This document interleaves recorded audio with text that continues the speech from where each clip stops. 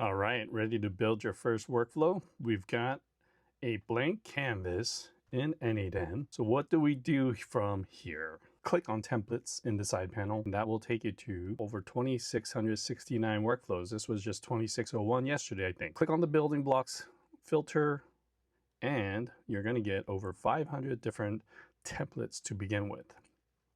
Very easy to get started. You can obviously also search for a lot of different sections here in this page, but let's go back to our blank canvas. First thing you want to do is click on this little plus sign, and we're going to pick a trigger. What is a trigger? A trigger will essentially help you get this workflow started. We're going to pick the manual trigger for now, but as you can see, as you get more and more into the different types of triggers, you can see that they can be called via webhook, form submission, chat message, etc. It can also be even called by a different workflow. So lots of different options here. We won't get into those details in this video, but let's click on manual trigger, and we have our first node on our canvas.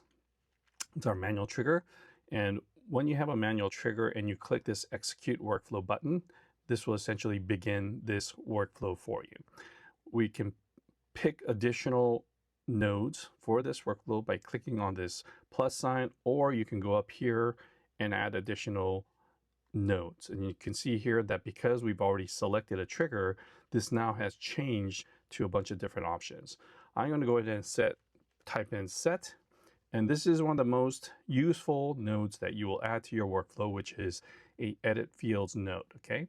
So by adding this, essentially you are going to set sort of your settings or your variable global settings for this workflow so that it has a defined set of information to be used for the rest of your workflow. Click this open. You can see here I've defined a field called URL, and I've hard coded, or I've entered in a URL here, right? And you can also use an expression if it's going to be pulled in from any previous nodes that are in your workflow. But as a simple example, we're going to go ahead and use this. And as you can see, the next node is a HTTP request node. And if I open this up, you see I'm using a get method, and the URL that it's going to pull is the URL field from that previous node. And you can see here now this is a expression which we will reference any previous node. Here I'm just using a straight just $JSON.